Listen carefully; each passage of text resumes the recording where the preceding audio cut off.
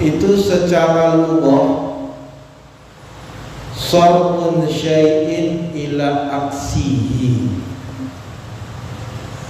Arti itu secara bahasa kata para ulama, sarfun syai', ya, membalikkan sesuatu kepada sesuatu yang lain.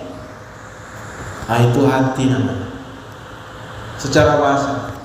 Ini HP saya balikkan, atau saya balikkan begini. Nah, itu hati namanya.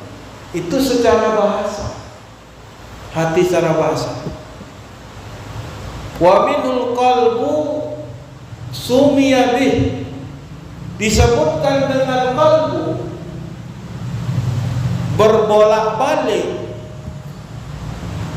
Sumiya bihi likasrati takallubihi, kata para ulama, karena begitu banyaknya dia berbolak-balik. Jadi hati kita ini sering berbolak-balik, Pak. Hari ini kita taat, lepas 1 jam tidak taat lagi, lepas tu balik lagi, lepas tu balik lagi, lepas tu balik lagi. Hati kita ini enggak konsisten, ya. Kama asyara ilaihi hadis, innal quluba baina usba'aini min asabi'ir rahman yukallimuha kaifa yasha. Yang mana Nabi sallallahu alaihi wasallam mengatakan, innal quluba, sesungguhnya hati-hati kita ini, baina usbu'aini min asabi'ir rahman, dibalik genggam jemarinya Allah Subhanahu wa taala Ar-Rahman. Yukallimuha kaifa yasha, Allah membolak-balikkan hati kita itu, ya kan, sesuai dengan apa yang Allah kehendaki. Jadi makanya balik, hati itu dikatakan balik, bolak-balik, itulah hati.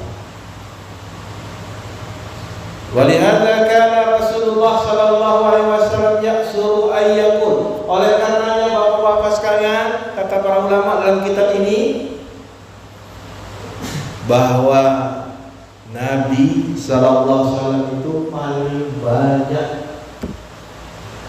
berdoa. Apa doa Nabi yang paling banyak, Bapak-bapak sekalian?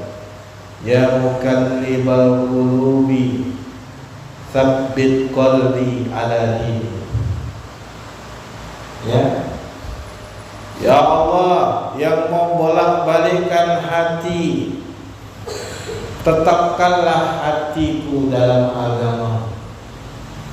Kita ini kalau nggak berdoa seperti itu banyak-banyak, Pak, balik kita. Hari ini kita ke masjid, hari 5 waktu kita ke masjid, besok bisa jadi Allah balikkan hati kita, nggak ke masjid lagi. Maka kita itu minta supaya hati kita itu tetap ditetapkan oleh Allah di atas ketaatan kepada Allah Subhanahu wa taala.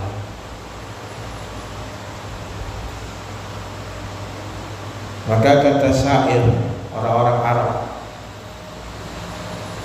penyair mengatakan, qad sumiya qalbu qalban min taqallubi fahdhar 'alal qalbi min qalbin tahwili. Disebutkan hati itu dengan qalb karena seringnya balik bolak-balik. Maka berhati-hati kita dari berbaliknya hati. Hari ini kita cinta dengan istri kita, besok bisa jadi kita benci dengan istri kita.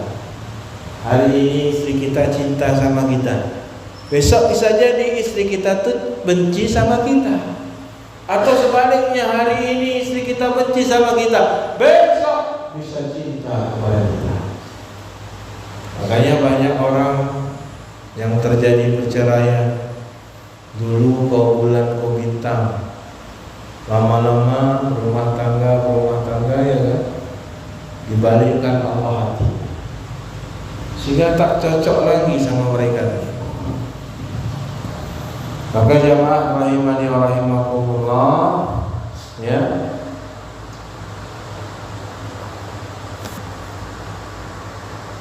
itulah hati. Wa qala Ibnul Jauzi, berkata ulama yang bernama Ibnul Jauzi. Nah, ini kalau ngaji sama saya, Bapak Ibu sekalian, saya itu ngajinya kitab. Beberapa masjid-masjid di Mushola Muhammadiyah itu hanya saya yang mengajarkan kitab. Per kitab saya baca. Mulazamah dengan kitab para ulama. Ya. Qala Ibnul Jauzi rahimahullah, berkata Imam Ibnul Jauzi, seorang ulama, qalbun, yang namanya hati itu qit'atun minad dammi jamidah sauda. Jadi hati itu, kata Ibnul Jauzi, itu potongan darah yang kental, potongan darah yang apa namanya, padat, sauda, dan dia itu hitam. Apa namanya itu, Pak? Paru atau jantung itu? Paru atau jantung? Nggak tahu gitu ya. Ya, wa huwa mustaqinun fil fuada, dan dia itu berada tinggal di dalam tubuh kita. Wa maskanul aqli, dan akal itu tinggal di dalam hati itu. Nanti kita akan bahas sebenarnya hati itu di kepala kita atau sebenarnya akal itu di jidat kita, di otak kita, ataukah akal itu di dalam hati kita. Nah, itu dibahas dengan para ulama, Pak. Ya, akal itu berada di mana? Di dalam otak kita ataukah di dalam hati kita? Ya. Maka dikatakan oleh Imam Ibnul Jauzi, wa maskanu wa baitun nafsi. Hati itu adalah rumah jiwa. Wa maskanul aqli, dan hati itu adalah tempat tinggalnya akal. Berarti akal itu tinggal di hati kita. Kok bisa orang katakan ada otak, Pak? Ya, akal yang berada di hati tadi memerintahkan ke otak kita, menggambarkan sesuatu. Maka akal itu tempatnya sebenarnya adalah di dalam hati. Nah, ini kata Imam Ibnul Jauzi. Wa sumiya qalban litaqallubihi, dikatakan dia hati, ya, litaqallubihi, karena dia itu bolak-balik. Hati kita itu bolak-balik. Li'annahu khalisul badan, ya, khalis, karena hati itu pembersih, khalis, murni dari badan. Wa qala Hafidh rahimahullah, berkata Hafidh itu kalau disebutkan Hafidh ada dua. Ada yang dimaksud dengan Al-Hafidh Ibnu Hajar Asqalani, ada dikatakan Al-Hafidh Ibnu Rajab Al-Hambali, ada dua. Ya, ini maknanya hampir sama dengan apa yang kita sebutkan tadi. Al-farqu bainal fuadi wal qalbi, ada perbedaan antara hati dengan anggota badan. Kila huwa, ada yang mengatakan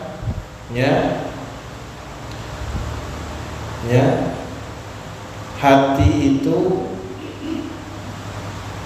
adalah fuada, dada.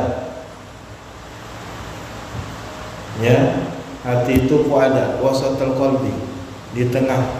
Hati itu di dada. Wa qila batinu, ada yang mengatakan hati itu di dalam. anggota tubuh. Wa qila qalbu ahassu minal fuada fil istimali. Ada yang mengatakan hati itu dia lebih khusus daripada anggota badan. Nah, maka jamaah rahimani wa rahimakumullah, ini ucapan para ulama ini hampir sama.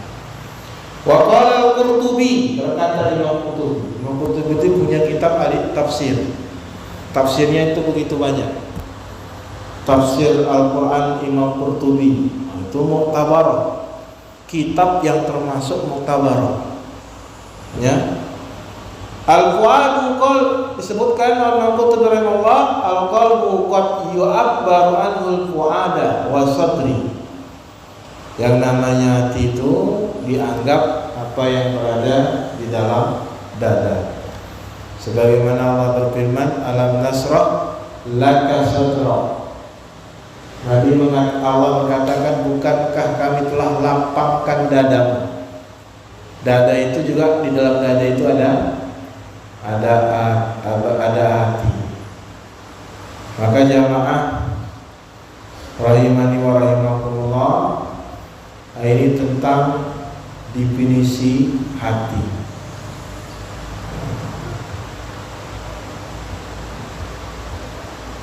Lalu ya, kita akan bahas sedikit yang penting tentang akal dan hati. Akal itu di otak atau di hati. Dikatakan dalam kitab ini ikhtilafan nasu fi makanil atom min jismil insan. Ikhtilaf para manusia, bukan ulama. Manusia itu berselisih. Apakah akal itu ya berada di dalam tubuh manusia? Faqila innal aqla ma'alul dima. Ada yang mengatakan akal itu berada di dalam otak. Ya, dalilnya apa? Ya, kalau misalnya Pak Ustadz otaknya geger otak ya, dia jatuh kena otaknya, lupa akalnya tadi. Maka ini bukti kalau akal itu berada dalam otak. Kalau otaknya rusak, dah nggak berakal lagi. Nah, itu dalilnya. Ya. Wakila, sebagian orang mengatakan ma'alul qalbi, akal itu letaknya di dalam hati. Apa dalilnya? Firman Allah. Allah yang katakan sendiri di dalam Al-Quran, akal itu di dalam hati. Afalam yasiru fil ardi fatakuna lahum qulubun ya'qiluna biha au adhanun yasma'una biha wa inna la ta'mal absar walakin ta'mal qulub allati fi sudur. Dalam surat Al-Had ayat 46. Ini Allah yang katakan, bukan manusia. Apa kata Allah? Tidakkah kalian melakukan perjalanan di muka bumi ini? Bukankah kalian memiliki hati? Yaqiluna biha, yang dengan hati itu kalian berakal, menggunakan akal. Au adzan yasma'u biha, ya, yang mana dengan telinga itu kalian mendengarnya. Fa innaha la ta'mal absar, sesungguhnya bukan mata kalian yang buta, kata Allah. Walakin ta'mal qulubul lati fi sudur. Akan tetapi kata Allah, yang buta itu hati kalian yang berada di dalam dada-dada kalian tadi. Nah, ini dalil menyebutkan kepada kita di awal ayat tadi, disebutkan dalam ayat tadi, lahum qulubun yaqiluna biha, kalian memiliki hati yang dengan hati itu kalian memikirkan, merenungkan dan berakal. Nah, itu dia jamaah. rahimani wa rahimahullah. Wa sahih, kata para ulama, yang sahih itu annal qalba fil aqli, bahwasannya ya akal itu berada di dalam hati. Ya, walau ittisalun bilima, dan akal itu berhubungan dengan otak. Walaupun dia berada di dalam hati, hati berada dalam akal, tapi dia berhubungan dengan otak. Walihadza zama amatul fuqaha, ya, illa anna ma'al niyat min mukallafal qulub fi kulli mawdin. Ya, maka karena dia mengalirkan instruksi ke otak, otak melakukan ya instruksi ke anggota tubuh sehingga terjadilah perbuatan, maka sebagian para fuqaha, ulama-ulama fikih mengatakan makanya niat itu mahaluha, niat itu letaknya di dalam hati. Ya, niat itu letaknya di dalam hati. Kenapa? Karena di situ tempat akal, di situ tempatnya ilmu, di situ tempat keyakinan, di situ tempat keterikatan kita dengan Allah. Maka dikatakan niat itu letaknya di hati. Bahkan Imam Al-Bukhari rahimahullah, Imam Bukhari, siapa yang enggak kenal Imam Bukhari, bapak-bapak? Sebutkan riwayat Imam Bukhari, kan gitu kan, dalam buku-buku. Dikatakan berkata Imam Bukhari rahimahullah fil Adabil Mufrad, dalam kitabnya Adabul Mufrad. Kata Imam Bukhari, babul aqli fil qalbi, letaknya akal itu di dalam hati. Itu kata Imam Bukhari. Sembarangan Pak pernyataan ini, pernyataan ulama-ulama ini. Ya. Sumaruya an Iyad bin Khalifah. Kemudian dia membawakan riwayat, Imam Bukhari membawakan riwayat dari Iyad bin Khalifah an Ali, dari Ali radhiyallahu ta'ala anhu, sahabat Nabi sallallahu alaihi wasallam, bahkan dia menantu Nabi sallallahu alaihi wasallam. Dari Ali, annahu sami'ahu bis-siffin, bahwasannya dia mendengar dari Ali ketika terjadinya perang Siffin. Perang Siffin itu Pak, perang antara Ali dengan para sahabat yang lain, Tolha, kemudian Zubair dan Aisyah. Perang Siffin itu Pak tentang perperangan antara dua kaum muslimin yang bersahadat, yang disaksikan oleh Allah, yang dipuji oleh Allah. Terjadi peperangan Siffin tadi. Peperangan karena ingin menuntut darahnya Utsman bin Affan. Bapak-bapak sekalian, ya, dikatakan jamaah rahimahullah, kata Ali, innal aqla bi qalbi, sesungguhnya akal itu letaknya di dalam hati. Nah, ini banyak bapak-bapak sekalian yang menerangkan kepada kita dalil-dalil dari Al-Quran dan hadis dan ucapan para ulama. Dan kita masuk kepada hadis yang pertama. Masih ada waktu ya? Masih ya? Setengah jam lagi. Masih lama. Ya. Ya. Hadis yang pertama jamaah, hadis tentang masalah hati. Mudah-mudahan dengan kita mempelajari hadis ini dengan syarah dari para ulama ahli hadis, kalau kita yang mensyarah bisa benar bisa salah. Tapi kalau para ulama ahli hadis yang mensyarah, insya Allah tepat. Kalau kita rusak kereta, kalau kita bawa tukang ngapir, salah alamat kita. Ya kan? Kereta kita rusak, bawa ke tukang bengkel, ahlinya. Iya kan? HP kita rusak, kalau kita bawa ke tukang bengkel, salah alamat. HP kita itu mesti kita bawa kepada ahlinya. Agama pun gitu juga Pak. Agama ini bukan semua orang bisa berbicara, berfatwa. Agama ini memang milik Allah Subhanahu wa taala. Allah tidak izinkan kecuali mereka-mereka yang berilmu yang berbicara. Ini kalau kita di warung kopi, semua berbicara agama. Ya kan? Ya kan, duduk-duduk di warung kopi semua berbicara. Yang nggak tahu baca Quran, yang nggak tahu pernah belajar agama, yang beginilah, semua berkomentar kalau agama. Tapi kalau sakit, perkara dunia, anehnya kita nggak ada satu pun yang berani berbicara tentang sakit. Bawa dokter tuh, nggak berani kita bawa ke ahlinya. Tapi kalau santapan agama, semuanya ikut berkomentar.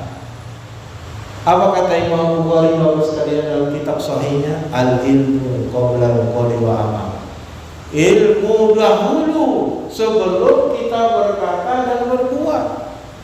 Jangan kita berkata, berkomentar tanpa ada ilmu sebelumnya. Jangan kita berbuat dan beramal tanpa ada ilmu sebelumnya. Makanya Allah berfirman dalam surat Muhammad, mungkin bapak-bapak hafal ini. Wa'lam annahu la ilaha illallah. Fa'lam, berilmulah. Disuruh kita mempelajari, mendalami agama tentang makna la ilaha illallah. Padahal la ilaha illallah itu ada rukun, ada syarat, lebih dalam lagi. Tapi saya tak mengajarkan bapak-bapak akidah, karena belajar akidah sama Pak Said yang kemarin tuh. Kita sudah berkonsolidasi, berkoordinasi ya. Karena dia ambil akidah, saya ambil bagian ilmu suluk. Pernah dengar ilmu suluk, Pak? Inilah dia ilmu suluk. Ya kan? Ilmu suluk itu ilmu tentang akhlak, tentang hati, menata hati, fikih, menata hati, itulah ilmu suluk. Makanya para ulama itu menulis tentang ilmu suluk. Nah, saya ada di rumah itu, di dalam kitab Majmu' Fatawa Imam Ibnu Taimiyah membahas tentang ilmu suluk. Jadi Pak Ustadz ada yang tanya sama saya, Pak Ustadz mau ngajar apa Pak Ustadz? Kata sekretaris tabligh. Kita kan ada majelis tabligh di Muhammadiyah. Temanya, saya bilang saya akan membahas ilmu suluk. Ilmu suluk baru dengar kan? Ilmu suluk itu bukan ilmu yang Bapak bayangkan, yang kita bayangkan zikir dalam apa namanya? Dalam kelambu, ya kan? Zikir mencari Tuhan, bukan. Ilmu suluk itu salak, itu dari katanya salaka, ilmu perjalanan kita menuju Allah, ilmu tentang masalah adab-adab kita menuju Allah. Bagaimana awal kita itu menuju Allah, hati kita, jiwa kita, bagaimana nanti supaya kita bisa berqanaah, bagaimana kita tawakal yang betul, bagaimana cinta kita kepada Allah yang benar. Itulah ilmu suluk. Jangan salah paham, Pak. Nanti Pak Ustadz ngajar ilmu suluk pula, datang satu masjid depan pribadi ya. Pikir orang tuh ilmu suluk yang seperti apa itu kan? Ilmu suluk yang dimaksud adalah ilmu tentang adab-adab kita menuju perjalanan akhirat. Ada para ulama menulis, Pak, kitab Zadul Ma'ad, bekal perjalanan menuju alam yang dijanjikan. Kita semua bakal menuju ke sana. Harus kita bahas ilmu ikhlas, ya kan? Ilmu tawakal, ilmu cinta, ilmu takut kepada Allah, ilmu khusyuk, harus kita bahas. Bagaimana khusyuk dalam sholat, bagaimana mendapatkan khusyuk. Tak bahas fikihnya, tapi saya bahas khusyuknya. Kalau fikih bahas nanti mungkin Ustadz Said atau siapa itu. Saya bahas tentang masalah khusyuknya, apa itu khusyuk, bagaimana bisa khusyuk dan sebagainya. Maka hari ini saya akan bacakan satu hadis. Mudah-mudahan hadis ini bisa ketemu dia. Karena pengajian kita kan sebulan 2 kali, Pak ya. 4 2 kali saya, 2 kali Pak Said ya.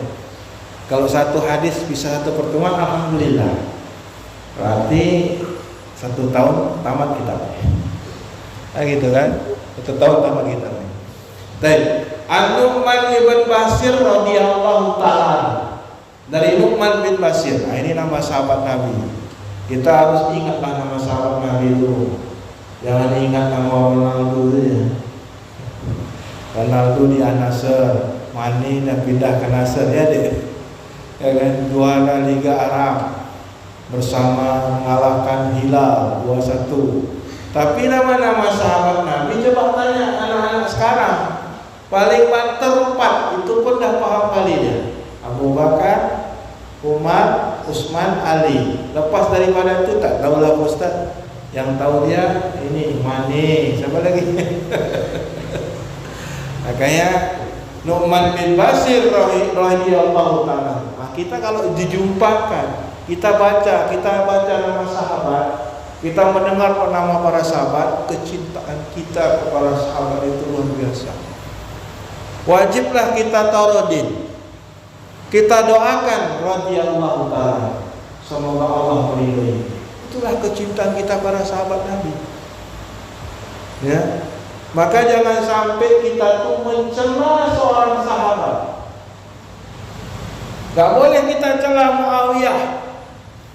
Gak boleh kita cela Abu Hurairah. Seluruh para sahabat itu adilun. Seluruh para sahabat itu adil. Mereka semuanya diridhoi oleh Allah. Ya, jangan salah bapak-bapak. Semua sahabat itu mulia. Kita mesti berdoakan semoga Allah meridhoinya. Ya. Kalau ada pengajian-pengajian yang menghantam sahabat, itu pengajian sesat. Bapak tahu pengajian yang suka mencela sahabat, menjelek-jelekkan sahabat, pengajian Syiah Rafidah. Nah, Syiah Rafidah itu Pak, kalau sholat, ya kan, habis tasyahud, dia pegang ini Pak, dia tepuk 3 kali, baru dia salam. Saya pernah tanya, waktu saya salat di Masjid Al-Furqan, lama kali, baru pulang dari Jawa. Salat saya di Al-Furqan Masjid Raya, mungkin Bapak pernah Masjid Raya. Sekarang dah meninggal namanya.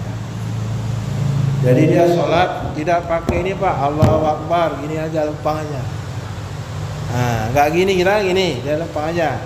Begitu habis tasyahud, dia pukul 3 kali. Lepas itu saya tanya, ya, pukulan yang pertama itu maksudnya apa Pak?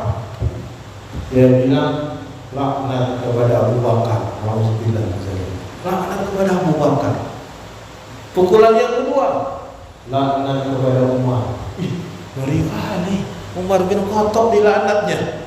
Ini ajaran Yahudi, ini bukan ajaran Islam. Syiah itu ajaran Yahudi dari Bani Sabah. Pukulan ketiga, laknat kepada Utsman.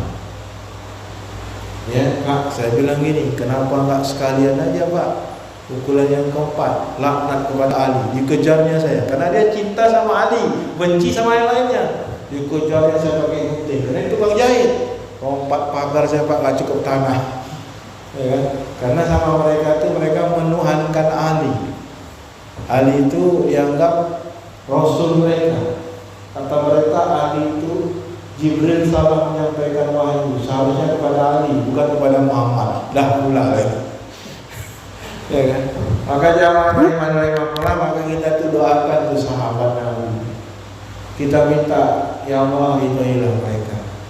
Karena mereka itu adalah sahabat-sahabat yang mulia. Sehingga Nabi mengatakan, la tasubbu ashabi.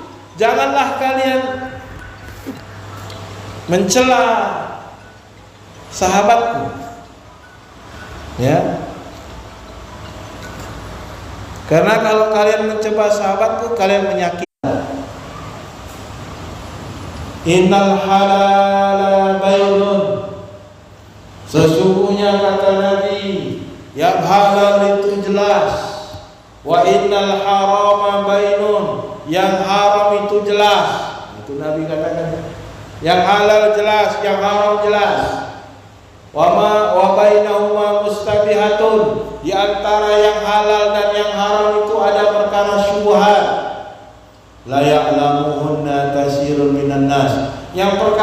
syubhat itu tidak semua manusia mengetahuinya, kata Nabi. Wa man ittaqa syubhat, barang siapa yang menjaga dirinya dari perkara-perkara syubhat yang tidak jelas halal dan haramnya, ya, istabara li dinihi wa irdihi, maka dia telah menjaga agamanya dan menjaga kehormatannya. Jadi kalau kita nggak tahu perkara itu halal atau haram, lebih bagus kita atret. Karena ada perkara-perkara ini nggak jelas, ini halal atau haram. Saya tak paham lah. Nah, takutnya kalau kita buat dosa pula saya. Nggak dibuat, kayak mana pula Ustaz. Nah, ini warok namanya. Kalau kita jaga diri kita menarik dari satu yang nggak jelas tadi, kita nggak tahu punya halal ataupun haram, kita menarik diri.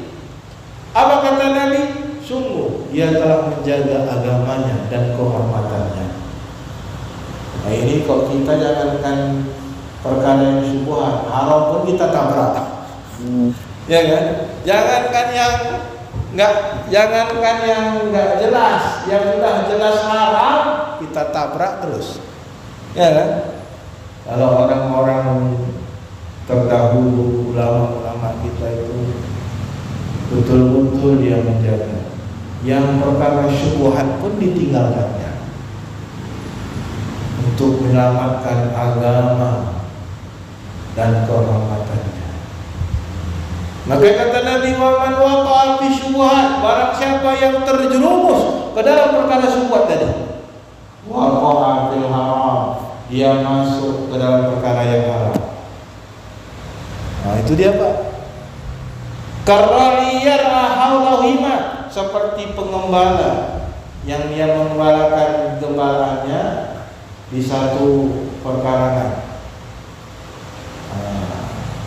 di satu lapangan yang besar. Maka kalau kita melihara hewan itu, jangan sampai hewan kita tuh mau makan tanaman orang lain. Kalau sampai hewan kita makan di ladang orang lain, di tempat makan orang lain, nah itulah yang namanya perkara syubhat. Ya kan?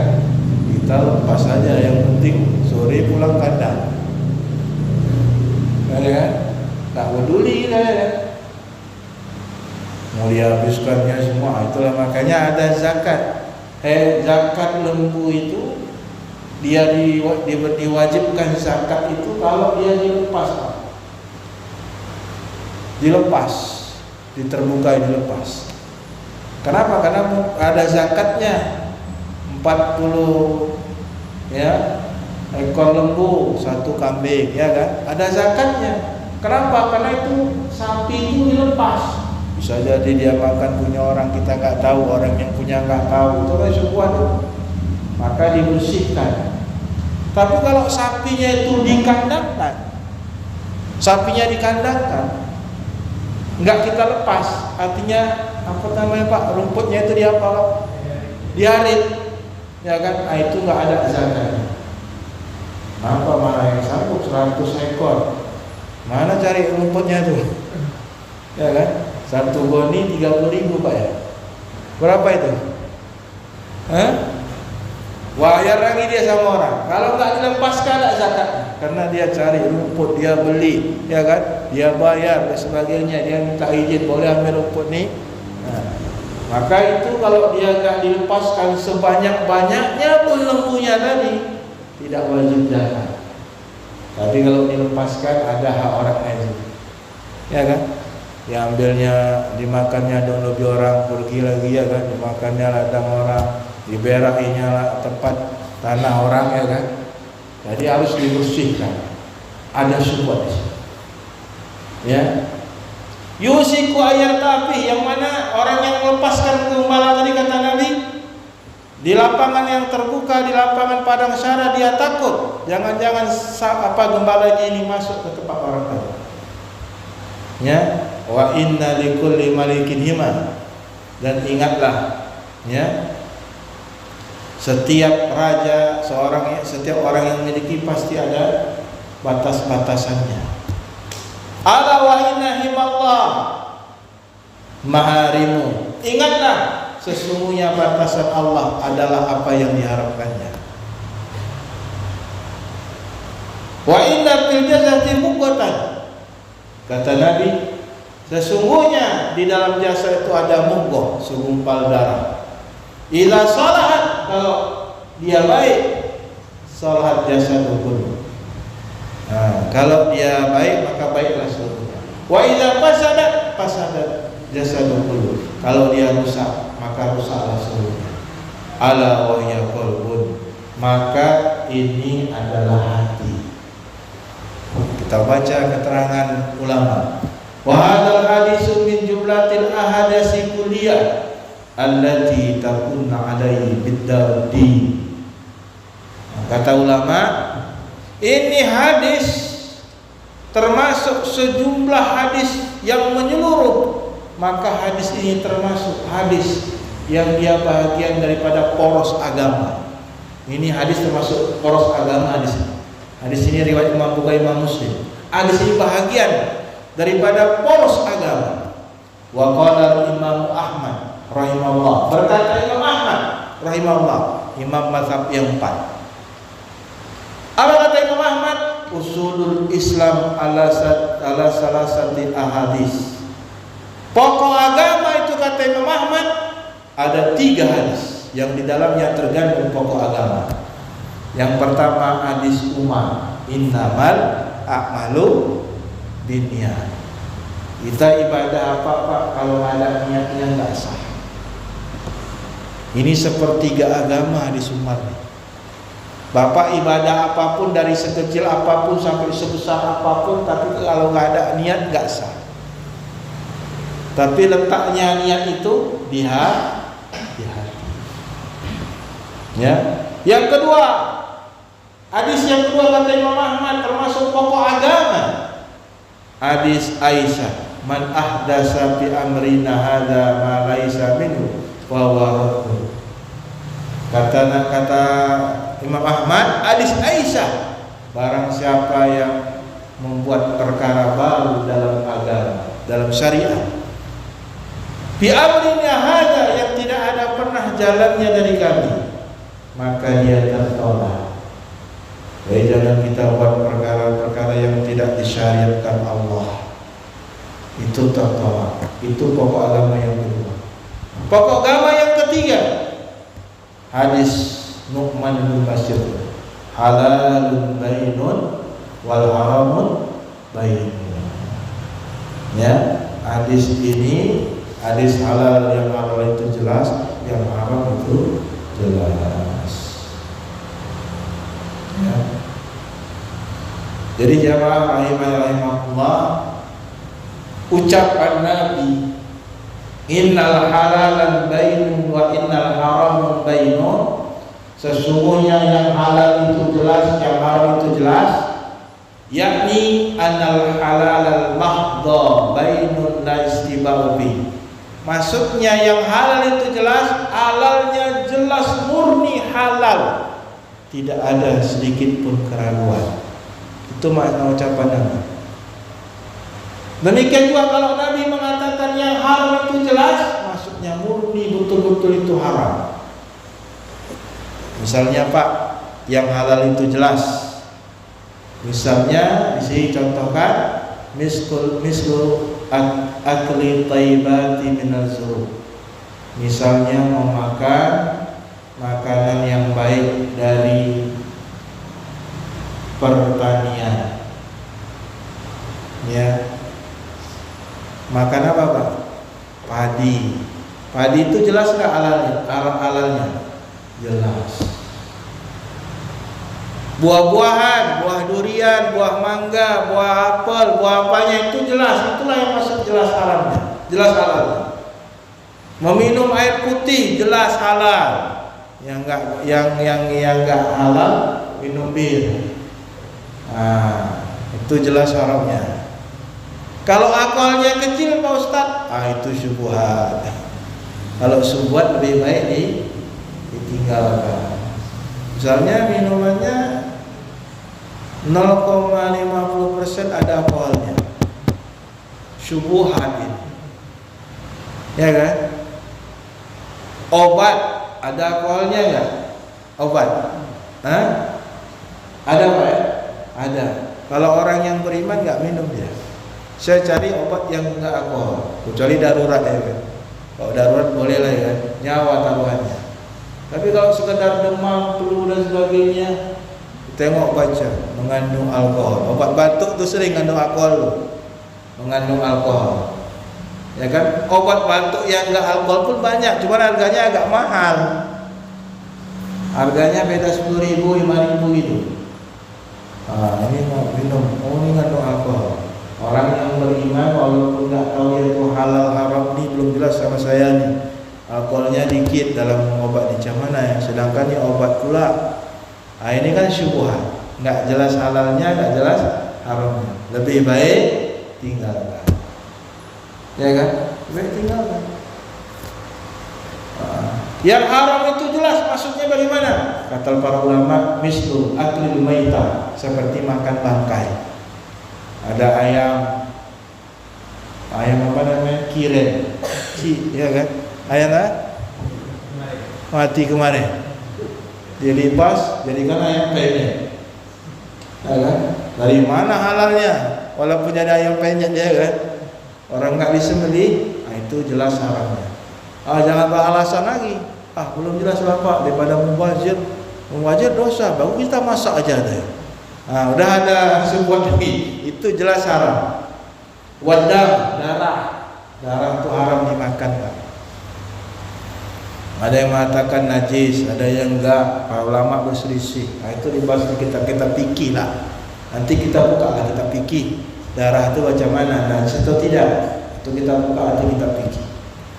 Tapi kalau dimakan semua sepakat darah itu haram. Bapak pernah ke Jawa? Di Jawa itu ada namanya darah didi. Darah dari sapi lembu itu ditampung mereka, terus dijemur, diapai, jadi keras Pak. Didi itu kalau makan rasanya kayak daging Pak. Darah didi. Itu kalau kita di Jawa tuh hati-hati banyak itu. Ditaruh satu, begitu makan enak kali ya. Makanya supaya kasih tahu kawan, itu darah sapi yang dibekukan. Habis itu baru di orang tuh baru muntah kan. Ya kan? Di Aceh ada lah. Di Aceh ada. Walahmul hinjir, makan babi. Nanti muncul pula ya kayak Panji Gumilang, celeng dengan babi beda. Itu dah gawat juga. Padahal itu jelas haram. Itu karena kita ngaji, Pak. Yang haram itu jelas nggak bergeser kita, walaupun yang bilang orang top sekalian, ya kan? Kalau babi jelas haram, Nabi mengatakan itu jelas haram. Itulah haram bayi. Wasyribul khamar, minum khamar. Jangan pula nanti minum khamar syubhat nih. Boleh ya, boleh tidak. Khamar itu jelas haram. Bukan syubhat lagi. Nggak ada syubhat dalam khamar. Wa nikatil maharim, nikah sama mahram. Ya, dia nikah dengan adiknya, nikah dengan saudaranya, tak boleh lah. Saudara kandung dinikahi. Walibasil harir, memakai sutra. Sudah banyak laki-laki pakai sutra ini. Pakai pakaian sutra. Banyak. Ya. Pekerjaan yang haram, riba, maisir, judi, itu jelas haram. Ya, mengambil harta gosok, mencuri, merampok dan sebagainya, itu jelas haram. Itulah maksudnya Nabi tadi, innal halalan bayyinun wa innal haramun bayyinun. Pak, ini saja mungkin yang kita bisa baca hadis ini. Tinggal nanti hadis selanjutnya, bainahuma mustabihatun. Di antara halal haram tadi ada perkara yang mutasyabihat, perkara subhat.